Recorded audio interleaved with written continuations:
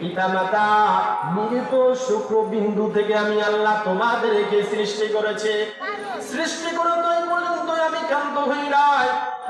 আমি আল্লাহ তাআলা তোমাদেরকে দৃষ্টি, শ্রবণ শক্তি এবং দৃষ্টি শক্তি তোমাদেরকে আমি আল্লাহ তাআলা দিয়ে তোমাকে স্বয়ং সম্পূর্ণ করে দিয়েছি। বলে সুবহানাল্লাহ। তাহলে আল্লাহ তাআলা আমাদের এক সময় কোনো কিছু ছিল না।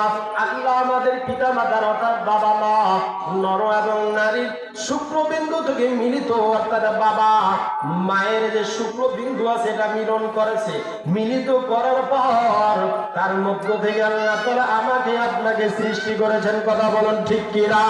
সেখান থেকে সৃষ্টি করার পর তাফসীর ইবনে কাসিরের মধ্যে লেখেন, আল্লামা ইবনে কাসির রাহমাতুল্লাহ আলাইহি বলে, যখন তোমার অস্তিত্ব ছিল না তখন ওই সময় তোমার মায়ের গর্ভের মধ্যে তোমার বাবার শুক্রবিন্দু যখন প্রবেশ করলাম, ওই জায়গায় দুইটা মিলিত হয়।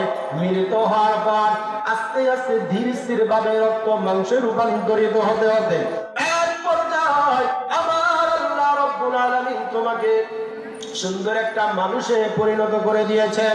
শুধু সুন্দর মানুষে পরিণত করে ক্ষান্ত হয় নাই। কত বান্দা দুনিয়ার জমিনে আসার আগে শিশু বাচ্চা মায়ের গর্ভের মধ্যে মারা যায়। কথা বলুন ঠিক কিনা? আমি আল্লাহ তাআলা তোমাকে দুনিয়ার জমিনে সুস্থ শরীরে তোমাকে দুনিয়ার জমিনে আল্লাহ আনার পর আমি আল্লাহ তাআলা সেখানে এই পর্যন্ত তোমাকে আমি আল্লাহ ছেড়ে দেই নাই। তুমি যখন দুনিয়ার জমিনে পদার্পণ করলা, তুমি কথা বলতে পারো না।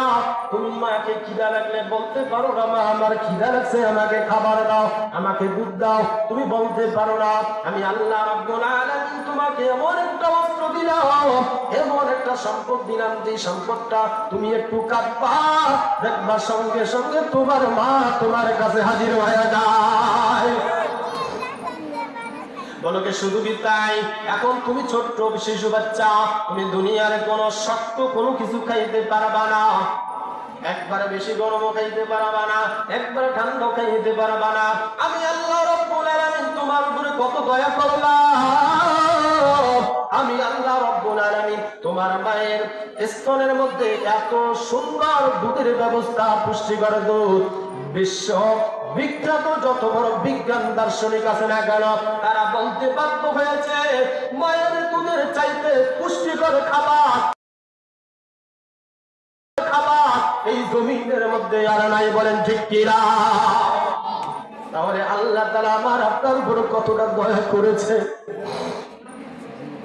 আল্লাহ তাআলা বলেন, নাবতাগি ফাজআলনা